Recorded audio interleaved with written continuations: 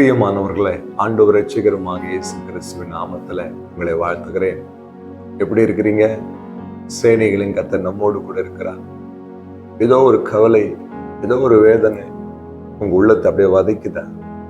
கலக்கத்தோடு இந்த செய்தி கேட்குறீங்களா? இந்த செய்தி உங்களுக்கு தான். இப்ப ஆவியானவர் உங்களோடு கூட பேச போகிறார். மத்தேயு 6ஆம் அதிகாரம் 34ஆம் வசனத்தை நாம் வாசித்து ஜெபிக்க போகிறோம். ஆகையால் நாளைக்காக கவலைப்படாதிருங்கள், நாளைய தினம் தன்னுடையவைகளுக்காக கவலைப்படும், அந்தந்த நாளுக்கு அதினதின் பாடு போதும். ஆமென். நாளைய தினத்துக்காக கவலைப்படாது. ஆண்டவர் சொல்றாரு உங்களை பார்த்து. இன்னைக்கு நம்முடைய வாழ்க்கையில இருக்கிற மிகப்பெரிய பிரச்சனை என்ன தெரியுமா?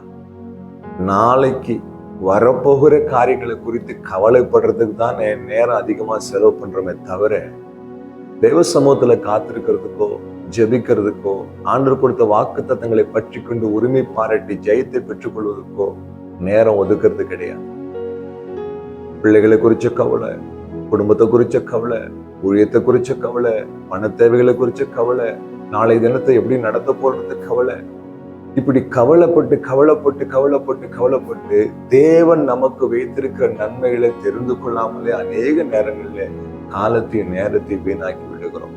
ஆண்டவர் சொல்லுகிறார், நீ நாளைய தினத்தை குறித்து கவலைப்படாதப்பா, அந்த நாளுக்கு அந்த பாடுகள் போதும். நாளைக்கு உனக்கு என்ன தேவை என்பதை உங்கள் பரமபிதா அறிந்திருக்கிறார். உனக்கு என்ன வேணும், உனக்கு என்ன தேவை, அதை செய்யறதுக்கு ஒரு தகப்பன் இருக்கிறார்.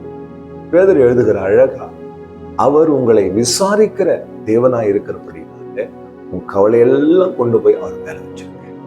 தேவ பிள்ளைகளை, ஒருவேளை இந்த வார்த்தையை கேட்கிற நீங்க கூட உங்களுடைய எதிர்காலத்தை குறித்த ஒரு கவலை, பணத்தை குறித்த, கடனை குறித்து, பிள்ளைகளை குறித்து, உங்களுடைய திருமண காரியத்தை குறித்து ஏதோ ஒரு கவலை, வரப்போகிற நாட்களை குறித்த கவலை உங்க உள்ளத்துல இருந்துச்சுன்னா, இப்ப இந்த செய்தி கேட்கிற வேளையில இயேசுவின் நாமத்துல அந்த கவலைகளை விட்டு விலகட்டும் என்று சொல்லி என் தேவனுடைய பிரசன்னத்திற்காக, அவருடைய சமாதானத்துக்காக ஜெபம் பண்ணுங்க.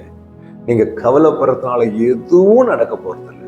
எல்லாவற்றையும் அவர் கையில ஒப்பு கொடுத்துட்டு கர்த்தர் பார்த்து கொள்வார். அந்த விசுவாசத்தோடு நீங்க தொடர்ந்து ஓடுங்களேன்.